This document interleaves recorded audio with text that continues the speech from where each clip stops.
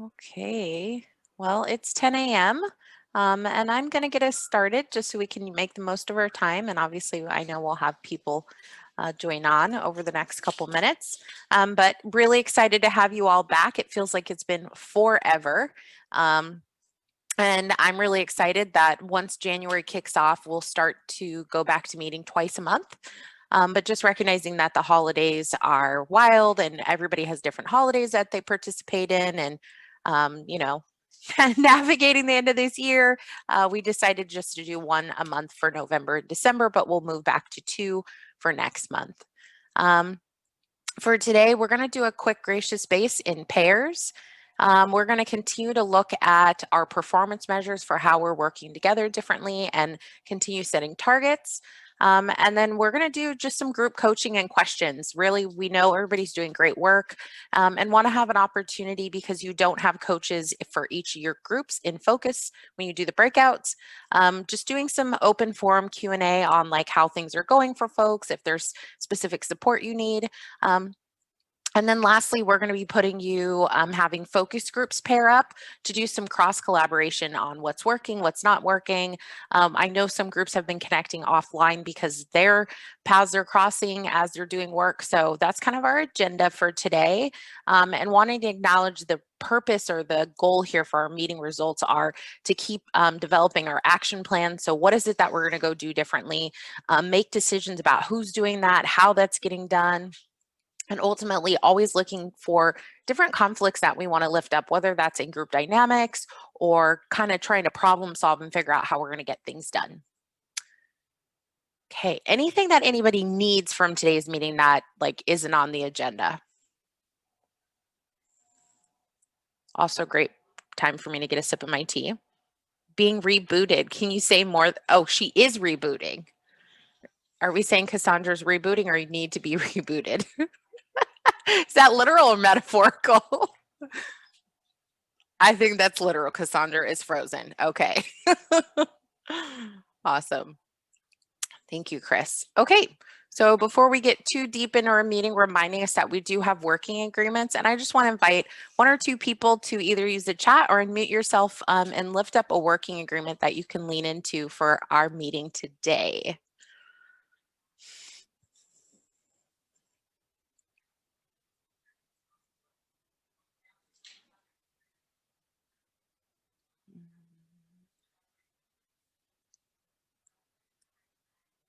Also an opportunity to add a working agreement if there's something not on here that you need.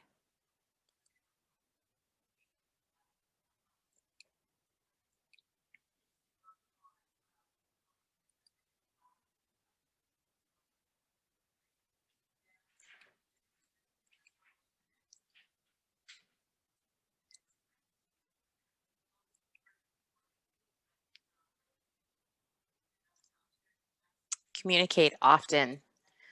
Yep. And check for understanding. Thank you. Well, today's meeting design is all about checking for understanding. So I'm really excited. And just wanting a reminder that as we're working through today's meeting, that I know the work that each of you do every single day is about managing all these things, trying to keep things, all these balls up in the air. And Eastside Pathway Space is really about taking a time to reflect on what is and thinking about how you can make those little tweaks. So just inviting you to really kind of shift your stance today, which leads us into our gracious space question. I don't know if you've heard this before, but this idea of being in a learning stance, right? So when we come into room, quite often we're expected to be in more of like a management stance, which is this idea of looking competent, right? Like we get paid to do what we know people can trust us to do. Very rarely are we getting evaluated or rewarded on, not knowing something. So just this reminder that really in the Eastside Pathway space, because our focus is doing adaptive work, working in the unknown, figuring out how to do things differently, that we want to be in a learning stance. So we're going to be moving you into a breakout of a pair. So you're going to be with one other person to talk about how often do you take up learning stance? I have the privilege because of the work that we do here to be in a learning stance probably more than half the time. And then how are you rewarded or critiqued on being competent, right? So it's kind of discouraging to be in a learning stance if there's a heavy emphasis on being competent.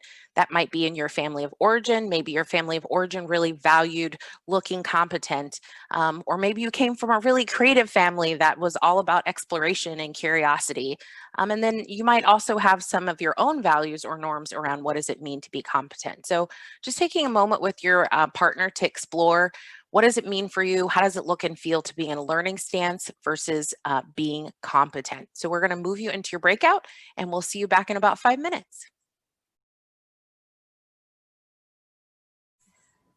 What came up for you guys? Good. Awesome. Love to hear what came up in some breakouts. Kind of quick. Kind of quick. Yep, I know. It is always too fast. Oh, Lisa, I think you're talking about your on mute. Yeah. We talked a little bit about how important that learning stance is to meeting the things that we're measured on, but that, you know, we don't have these really concrete ways of having how well we are listening built into like performance evaluations and stuff. So it makes us more effective, but we aren't exactly measured on that focus on learning. Yeah. Currently, maybe someone ought to change that. Thank you, Lisa. Someone else want to share? Hi, this is Jack. Kind of just going off what Lisa was just saying. I think we're rewarded for mastery, not for learning. And in our group, we discussed a little bit about how leaders are expected to lead.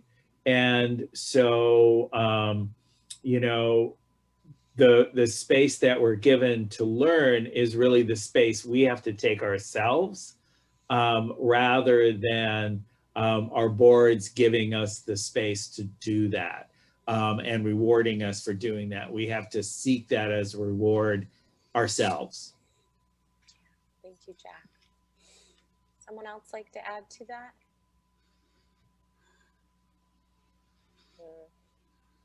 Thank you, Christy. So this is Leslie. I was just thinking about reflecting on our need to focus on equity and how we're so used to doing things a same way, and that how this learning stance is really critical for that growth and for transforming the way we do our work, and how that could be part of why it's really uncomfortable for organizations to not do that, because the organization as itself really needs to be in a learning stance. Thank you.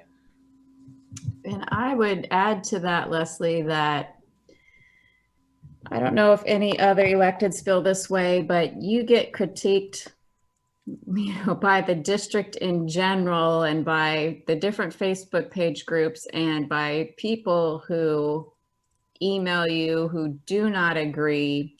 And I am still on what will be a lifetime equity journey, and I don't always have the answers behind the reasons that we're moving forward. Mm-hmm. So somebody says, why do we have to center race in this? Why do we have to, you know, why aren't we focusing on special education students? And, you know, I try to stumble my way through, because if you focus on race, everybody else is lifted up in that boat and suddenly you're floating, and that doesn't work. So sometimes that critique is exhausting. Thank you, Cassandra. So if I may, I think I'm hearing we're all kind of have enough lived experience and consciousness to recognize that it is a person role system thing, right? Like this this shows up in how we move through the world, how we experience our day. And then as Jack was mentioning, kind of like what we're looked to do in our roles. And then Cassandra's thinking to like the bigger picture around like the community, the culture at large. So just no matter how big or small you slice it, we recognize that looking competent or knowing everything or being perfect shows up all the time in all these places. And again, as I'm going to keep repeating today, while we're here, we really do want to foster that culture of being in a learning stance, being comfortable with not knowing. And by not knowing, we create space for people who do. And that's where we get that growth that we're looking for that allows us to truly be competent, not just looking competent. And I think a big part of it is how do we empower ourselves to shift within our locus of control and develop that culture. So, you know, in my home, I don't expect my kids to ever know everything. And I really want them to feel comfortable with not knowing and asking questions. One of the things that I say to my kids often is, I don't understand the question. Can you rephrase it? Which is my way of saying, I don't understand, but instead of forcing you to say it differently, I'm just asking you to meet me somewhere in the middle, acknowledging that I don't always know either. So I think really, how do we look for those little ends of the thread on where we don't know something and really cultivate the culture around that so that we can grow our tolerance for not knowing and start to minimize that perfection. And someone did mention it. We're going to switch gears into doing our data. So thank you for that check-in, you all. In just a moment, Vicky's going to be putting the poll up on the screen. But for you data heads, we're going to give you a moment to review this. This was reviewed as of November 2nd. And up on your screen now, we're just doing another quick check-in with you all. We want to see, as we've been talking about setting targets in those 6 areas in the top right, how well we're working together differently in those 6 performance measures. So we're taking a poll with you all today. If you could take just about a minute or two to respond to that, then we can get another scoop on where people are tracking to date, because you've started to set some targets and we want to see how we're moving towards those. So I'm going to give you a moment to complete the poll. Okay, we're at 92%. We're almost over the line. And I'm already starting to do some cross-reference. We'll share the poll results on the screen here in just a moment, but I'm wanting to know that we're going to be spending our time today going through each of these performance measures as it relates to the Equitable Results Series fish scale. Again, that's the framework that Eastside Pathways Backbone uses to help sequence the work that we do with you all. It's kind of a graphic organizer for us to know where you guys are at, what you're thinking, what you're working on, and know that it's an iterative process. Cassandra, as you were speaking about, you know, what you do know and what is working, it's a journey and it's iterative. And as we continue to move through that, we get smarter and deeper, getting more connected to the results and our understanding of what really is happening. So that's our goal for today. Any questions about what you see up on the screen right now? For those of us who haven't seen this 2x2 document, the bottom right is where you start, better off. That's the vision, the future, the goal for our future. And way back in March, when we started this COVID can, we were really responding to the need that you all had asked around, you know, how do we quickly mobilize our community and work together to make sure we don't duplicate services, we share the resources that we have. Back when, you know, getting access to masks was a really big challenge, or getting access to food, figuring out how we're going to redistribute those things to meet the COVID guidelines. So the statement we came up with was that, you know, 100% of the people in East King County would have what they needed to survive during this dire time. As we continue to work together, you all self-organized into those 5 areas of focus. We believe that those basic needs that we're discussing in the better off were food, housing, all the different nuances and bits and bobs of living and learning remotely, a focus on health and well-being, and then ultimately funding, because there's big players and programs and organizations and groups in the community that are looking to fill in those gaps and doing some exploration on how they're being funded. So those are the big dashboard lights. We believe if we can move the needle in those 5 areas, that ultimately everybody in East King County will have their needs met. Then we always want to think to what are those early warning signs, that top right, the how well. The idea here is we believe if that you all are very confident in those key factors, understanding the current state, you're more likely to be able to move the needle in that bottom left in those 5 areas of focus. We believe that if you're very confident about increasing equity and reducing harm, again, it'll reinforce the likelihood that you're moving the needle in that bottom left. So the idea here is that top right is those early warning signs of these are some of the conditions that we look for and we foster in our work to help ensure that we actually know the needle's going to move in that bottom left. So there's another poll on the screen, Vicki. Yeah, I see. Well, maybe it's just on my screen. Okay. So any questions about this one? Okay, awesome. We're going to move on. Quick reminder here that when we're thinking, we want to invite us to disrupt universal thinking. Even on this call alone, we have tons of diversity, whether that's nationality, countries of origin, your gender, your sexual orientation, your race, do you have kids? Do you not have kids? Are you college graduate or are you not? There's so many different dimensions of diversity and the intersectionality that really determine and influence our journey. So while we have a universal goal that everybody has their basic needs met, we also have some focus populations that we're targeting. And we know that, to Cassandra's point earlier, by isolating race, there is a universal impact that's positive for everybody. So as we're setting those targets, just want to invite you to keep that in mind. We are going to jump into the third performance measure around being very confident that you understand the technical solutions that are happening. Someone have any questions about a technical solution, or does someone want to provide kind of like what that means to them? What is a technical solution?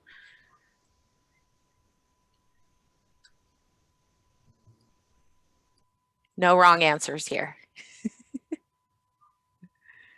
Especially on this one. This is the good one. This is the one like there's no wrong answers.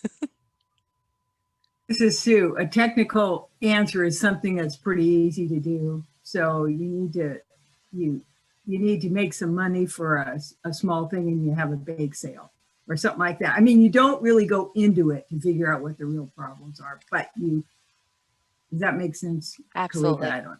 That's great. Thank you. So Sue's example is like, she knows there's a small amount of money and experience tells me that a bake sale is good enough to get that chunk of money. We're going to quickly do it. It's a no-brainer. We've done this before. Adaptive, on the other hand, is we really just don't know how to figure this out. The challenge in doing adaptive leadership work is getting deep enough to where it really truly is unknown. And a big part of that is just yourself, getting yourself to a point where it's really unknown. And that's where that learning stance is so critical. One of the favorite examples that I have of the difference of a technical or adaptive solution is if you try to apply a technical solution to adaptive challenge, it comes right back. So for example, if I get a bill in the mail and I write a check and I mail that off and I pay it, the bill goes away and my balance is done, right? Versus if I give my teenager some money, he might come right back looking for more, right? Like that thing is not going to be satiated. The challenge here isn't that he needs me to keep giving him money. It's that he wants to have his own source of income so that he can do his own thing. Him and I need to have a conversation about what is the solution for that. And ultimately the solution might be technical, get a job, but it might not be because he's a student and our family has values around focusing on school and sports. So the process, the journey through that is adaptive, but ultimately the solution might be technical. But me just giving him checks isn't going to do that. The other example I give is like, I really think it's important to make your bed, but if I keep making my kids' bed every morning, their bed still is going to need to be made by me.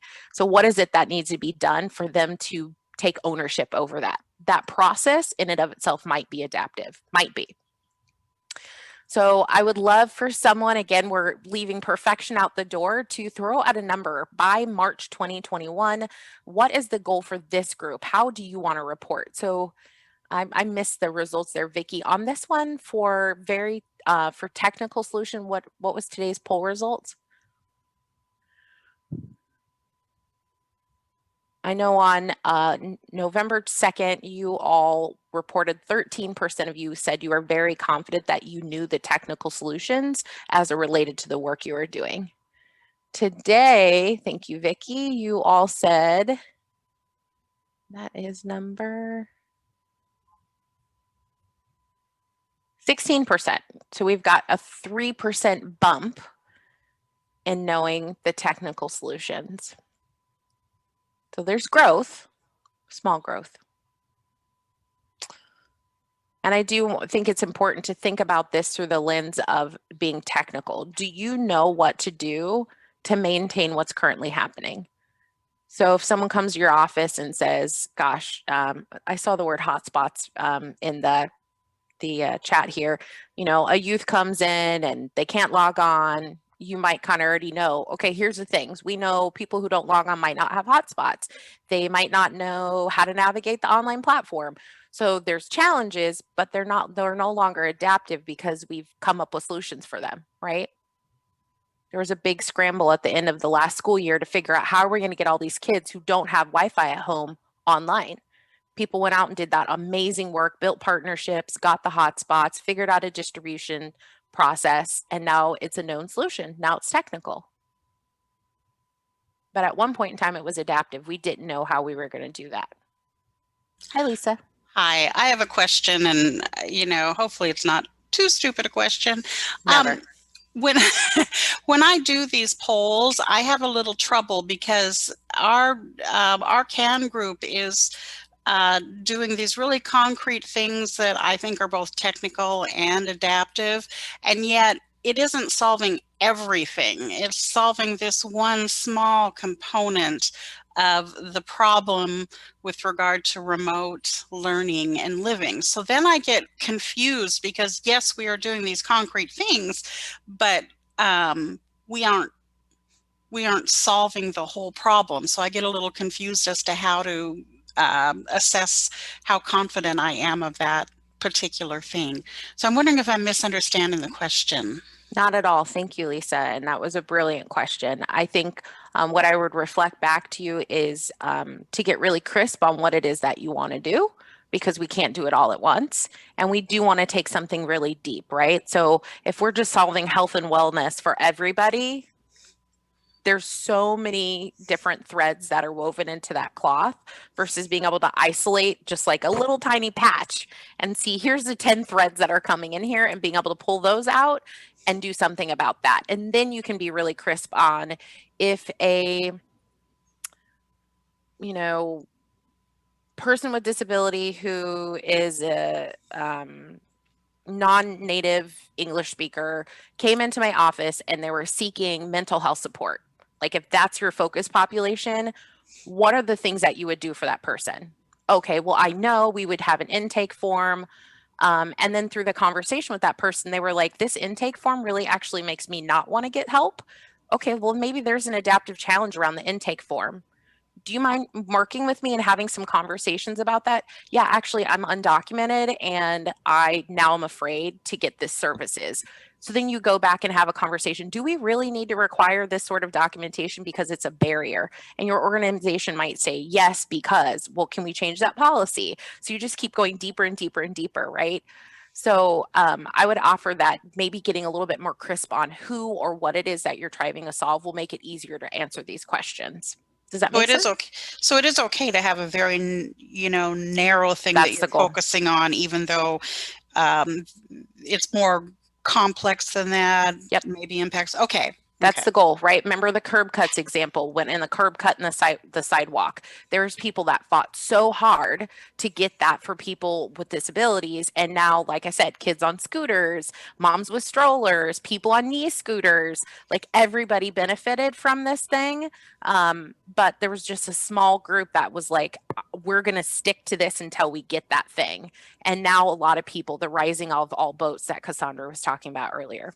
Okay. Thank you. Yeah, absolutely. That's how we get things done. Good. I'm glad that's helpful. Okay, so I'm going to ask someone to be brave and throw out a number. By March 2021, how confident do you think this group can be about knowing the technical solutions as it relates to the thing that you want to get done?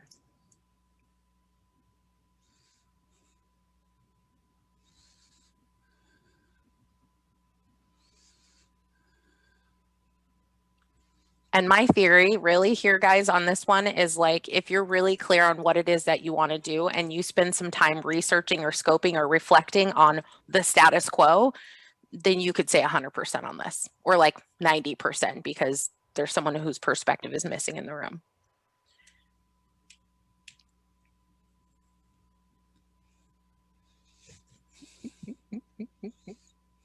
Operating in collective culture is challenging if we're not used to it.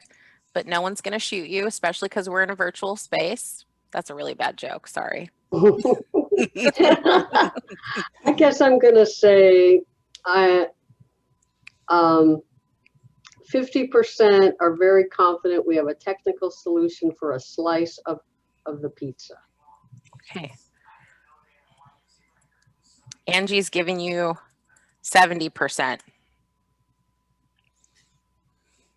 Can you get with that, Chris? 70%? Sure. Okay, so we're going to use you can literally give me a thumbs up, or you can use the thumbs up reaction.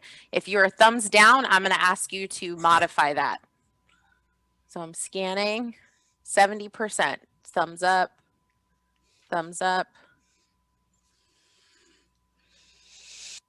I see lots of blinking. There's a thumbs up, there's a thumbs up. Anybody who can't do that, anybody who feels like by March you're just not going to know, be like 70% confident that you know what's going on here. Or questions about like why that even matters. Can I ask for a clarification, Kalika? Yep. So we're not saying that we have the solution in hand. We're saying that we have identified the technical ways to approach the solution now. We're not saying we have solved the problem. Yep. Okay, thank you. That's what I thought.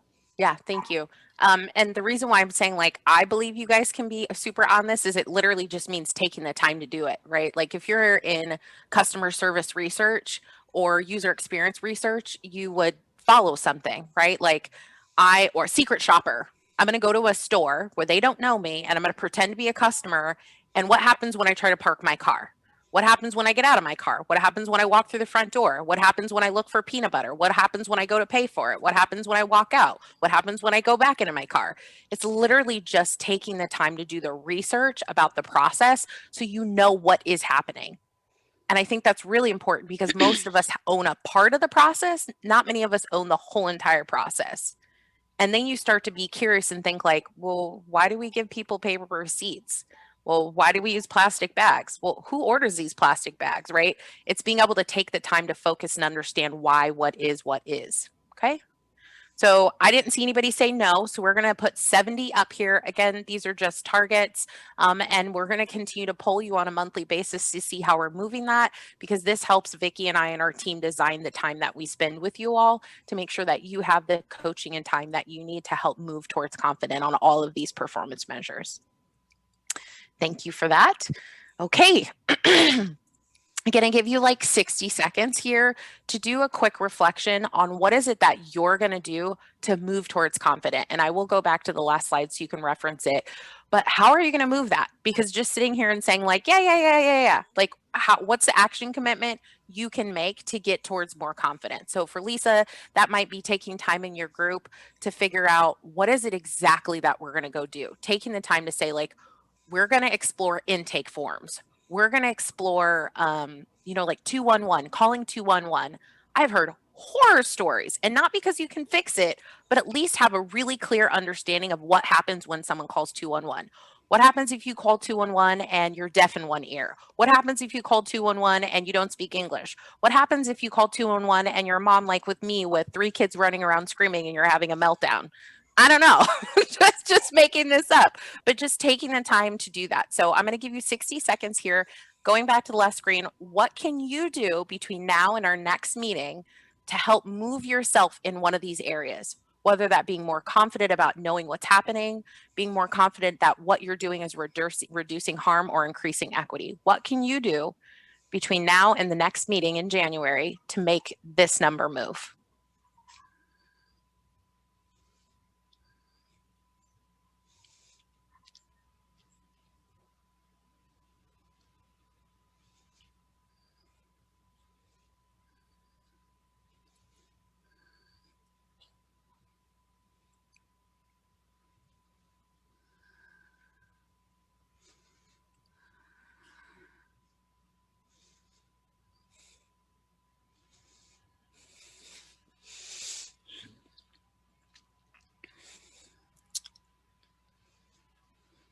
Okay, and just want to remind people that accountability pathway on the bottom of your screen there, that's kind of just that check-in moment with yourself around what's the voice in your head. If something is around like, well, I don't really know because, are you waiting and hoping? Well, I can't because I have 3 kids that are running around my house. Are you, I can't excuses? Always wanted to be on the right side of that, which could just be acknowledging reality. I'm not the right person to do this right now. I don't have the capacity. I had a girlfriend that called me and who was like, I love you. I can't do this right now. I'm maxed out. And I was like, okay, cool, thanks. And then I found another solution, right? So always want to at least be at acknowledging reality. We want to be rooted in what is, and then we can find solutions from there. Okay, so for those of you who haven't seen it, we're going to walk through this. For those of you who had, you should be experts in this by now. And the reason we're going to spend about 15 minutes on this today is I want to make sure that you all have an understanding of what's happening. If you haven't already, please open your workbook for your group. You all have been documenting the conversations you're having in this, and know that it's an iterative process. We hope that as you're working in your groups that you're updating this consistently and you're looking at it. It's been fun for me to go back and look at the last versions of these for you all and knowing the conversations you're having, because there's been so much growth. It started with, I think I was looking at, which group was it? One of the groups, it was a wellness group. It was like 100% of the people have the services that they need during this time, right? Okay, well, that's really vague. Like, who are those people? 100% of people who need those services, 100 people need those services and can't afford it. Like, getting really just narrowing in and narrowing in and narrowing in. And then also, what's that core indicator? How are you going to know what you're doing is actually having an impact? That's important. And then those key factors. I know what's happening, and I also know which of those factors I want to prioritize. Is it really a big deal that someone's shoes are untied? Or is it really a big deal that they don't have shoes? Or is it a really big deal that their shoes are the wrong size? Which of those things are more important? And then ultimately, balancing out those technical, excuse the typo there, technical and adaptive solutions, because systems and people can only change so quickly. Different organizations have different tolerances for change. As you all were speaking around earlier, Jack was talking about mastery. So if you are expected to master something, that means you're really expected to understand and execute on what is. Is there room for change in that? And then lastly, I want to talk about survival tasks versus primary tasks. Survival tasks really help us survive, help groups survive, help relationships survive. So, going on date night, taking one-on-one time with a kid, going on walks with your dog. There are certain things that we do to maintain ourselves, maintain our relationships, maintain groups. That could be emailing, that could be saying, hey, we had an argument last week, can we talk about that? That could be doing one-on-ones.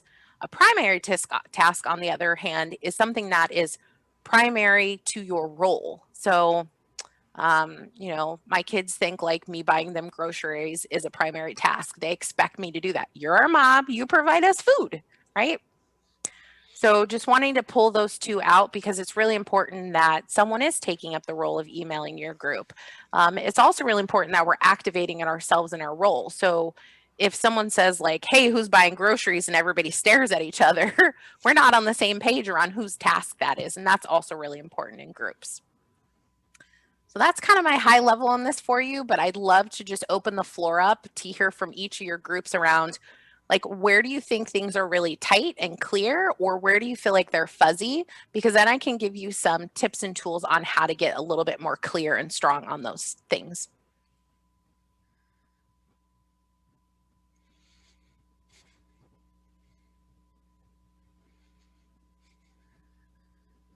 And again, if you don't already, Vicki was so awesome and amazing and put the links to your workbooks in the chat.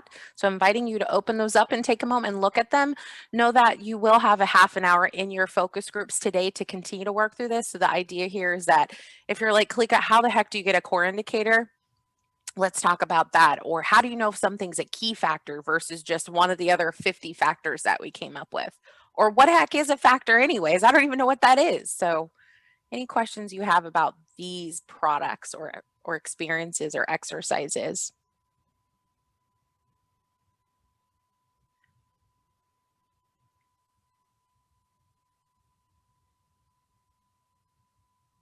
Thank you for that action commitment in the chat there, Liz. That's really powerful.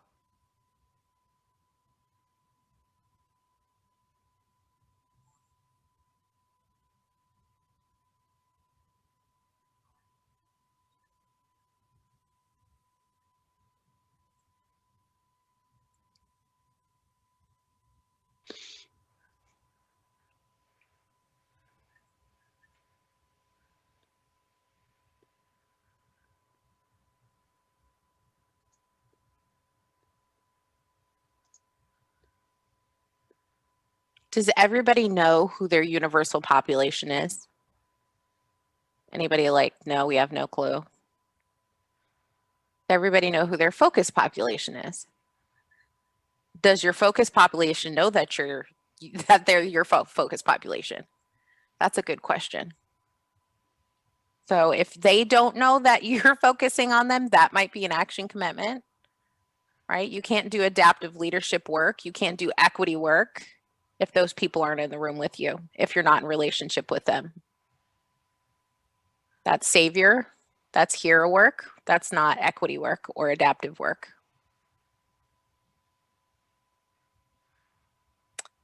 Does everybody feel like they know what the core indicator is? How will you know that what you're doing is working?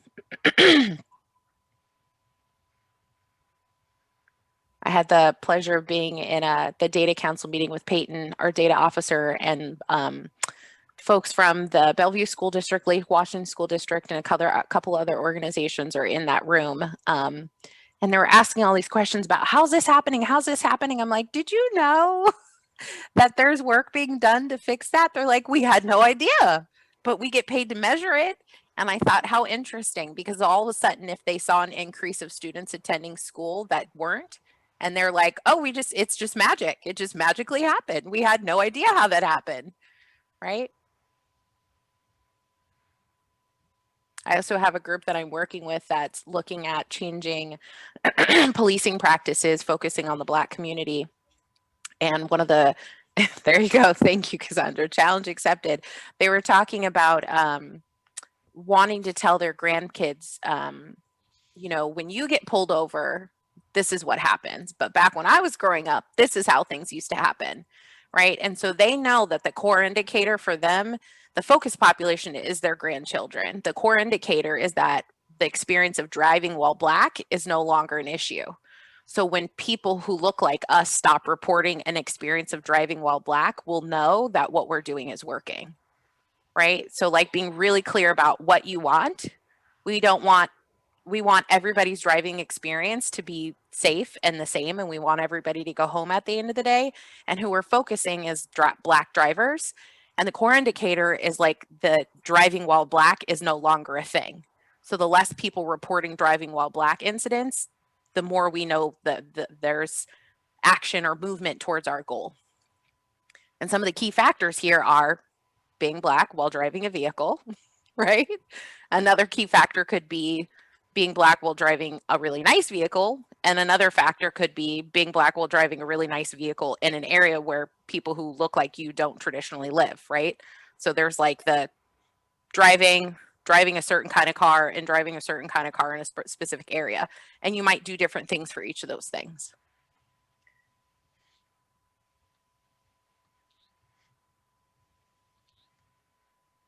Okay, is there any group that hasn't got through like the knowing part all the way through key factors?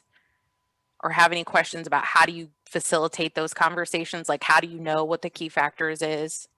Anybody have questions about factor analysis or prioritizing factors? Another equity question I have for you is who chose your key factors? If it wasn't people from your focus population, you might want to go back and do that. An example is we did some work called trauma-informed restorative practices a couple years ago. And we also did one with Bellevue and Lake Washington School District focused on sense of belonging through the Panorama research. And we did some focus groups with parents and families at 2 different high schools. And the parents all agreed that the core indicator was sense of belonging. But when you unrolled that, what was underneath that, the factors underneath that were not the same as what the school district was tracking. So for example, parents of color were saying my child is the only person who looks like them in the classroom. That wasn't one of the questions on sense of belonging. Are you the only kid of color in your class? But the students and the parents were saying being the only person of color in the classroom really impacts my sense of belonging. So you might have like a focus population and a goal and a core indicator, but if you all don't represent your focus population and you chose your key factors, you might want to take a step back and have that dialogue with them, because they might be on the same page around like, yeah, we really want to have access to healthcare, but the key factor isn't because we're afraid to ask for help. It isn't because we're undocumented. It isn't because we don't speak English. What it really is fear of my perception of myself. You know, it could be something like you didn't see coming, or you didn't prioritize in the same way they did. And again, this is for them, not for us.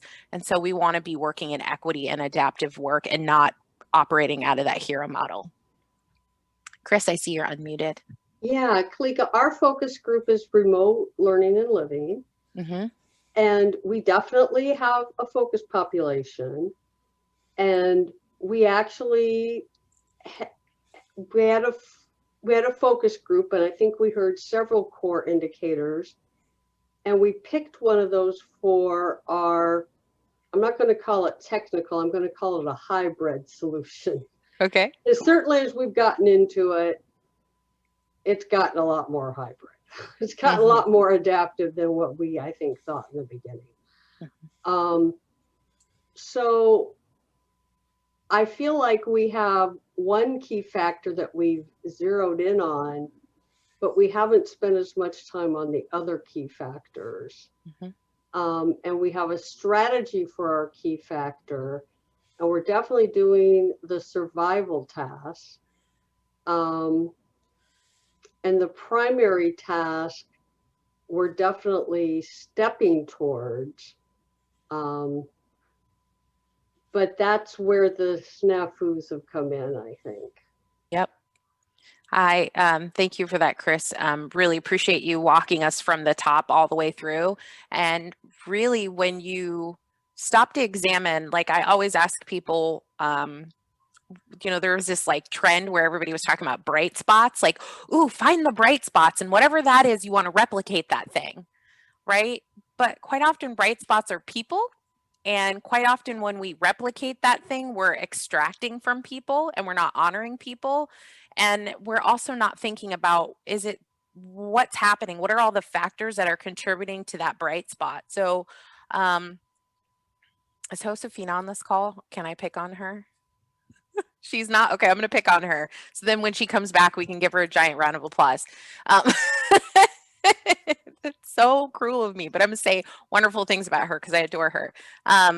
I love seeing when you see a bright spot, right? Here's this person who is, you're like seeing people flourish around them. Like, why are the kids around this person flourishing? What's happening? And then there's like a spike in the data, and then like an organization or a leadership zooms in on that thing, and they're like, oh, these kids are flourishing.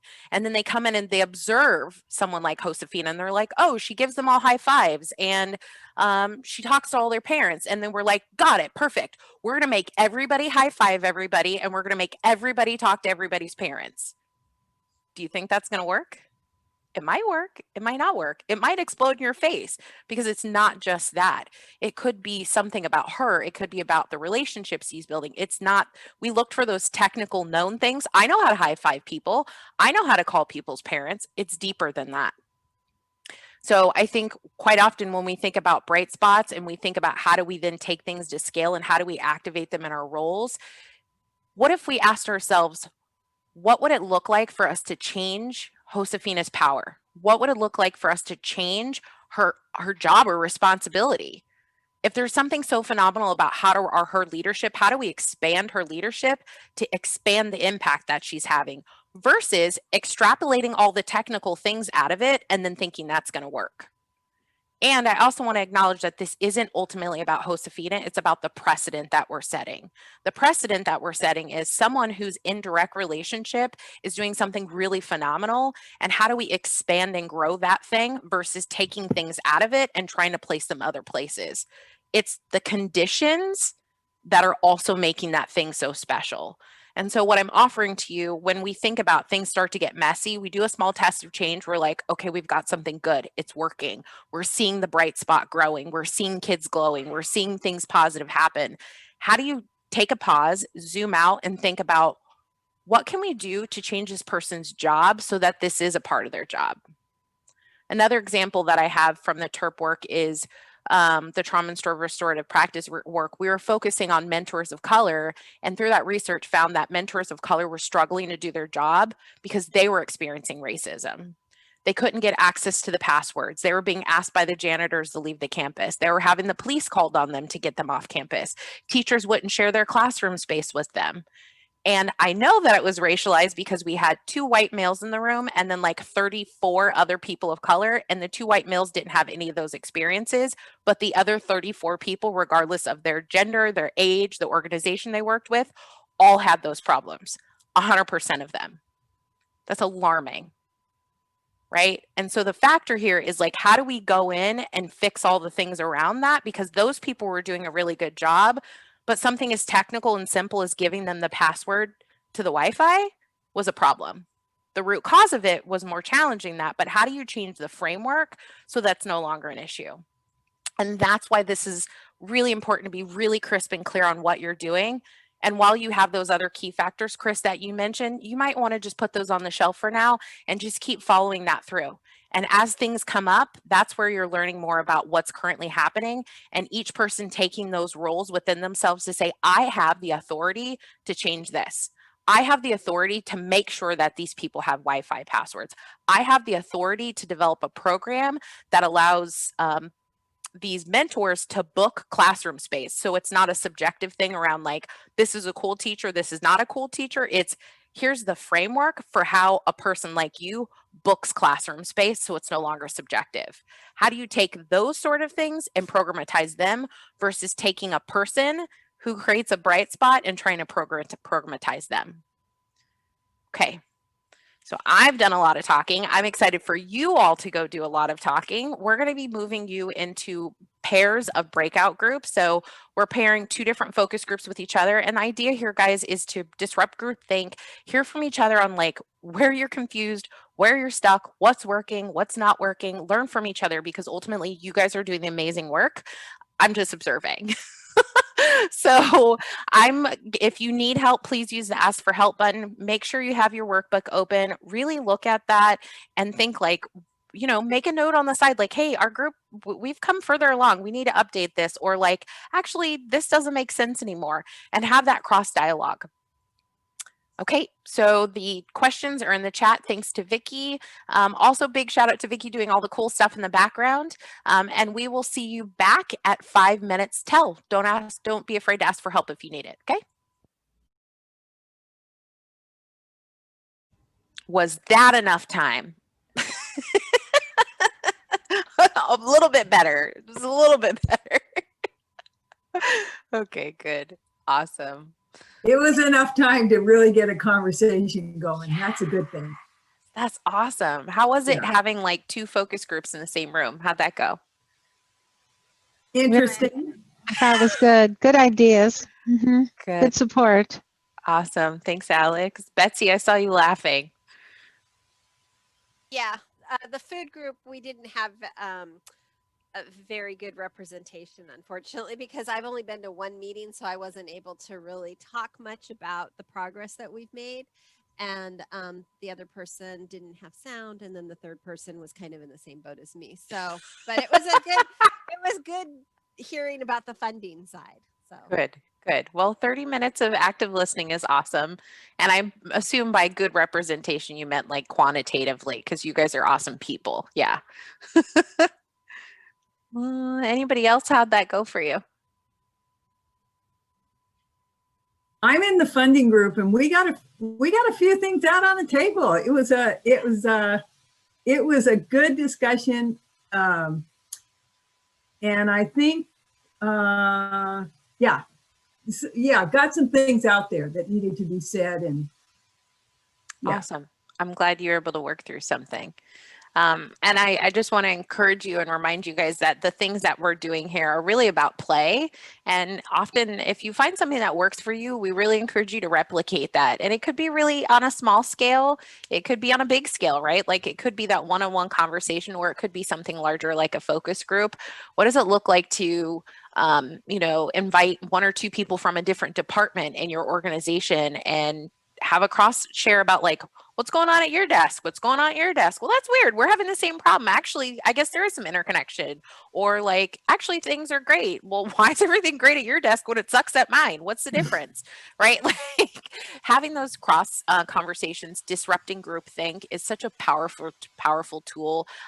Sometimes it can validate us and create a sense of belonging where we go, oh gosh, we're not the only ones whose kids go into their room and never come out.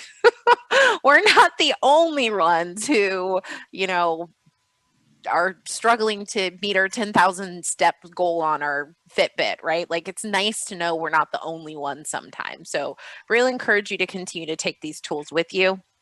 In our last few minutes, I just want to throw a couple reminders out here to, if you can take a couple minutes after this call and reflect on what are the things that you can do, whether that be just a few of those tasks that you can do for the moment, whether that's in service of your group or things that you can really do some deeper probing and thinking around that are going to change the long game in your work. Also a reminder that if you haven't already, to register for the Eastside Pathways Open House on December 9th, coming up really quickly here. Vicky's going to has put the link to register in the chat. You can also find more information about it on our website or Facebook page. And then also, if you haven't and you are interested, please do feel free to email me to schedule what will occur at the open house. Great question. Schedule a 30-minute coaching call with me and your group. And also know that our next meeting will be in the new year on January 12th, 2 days after my birthday. You're welcome. I'm coming back for that. Because I'm all about that birthday week, but we can talk about that later. The open house, Vicky, do you want to speak to the open house? Click on the registration link. There is like more info there. She's such a pro. Open house, I also know is to get everybody all in the same room. There's so many people from different organizations, different communities, just to take to zoom all the way back on all the phenomenal work you guys are doing. The theme, I believe, for the open house is like celebration. So it's really not about work. It's about recognizing the progress that's been made, recognizing all the work that you guys are doing, recognizing the work that's happening within the partnership. So it should be a really fun time. It's just really focused on celebrating. Please feel free to share that. The nice thing about meeting virtually is we can have as many people as we want in the room. So thank you so much. We'll see you back on January 12th. Don't hesitate to email me to set up that coaching call. And please do register for the open house on December 9th. And we'll see you in the new year.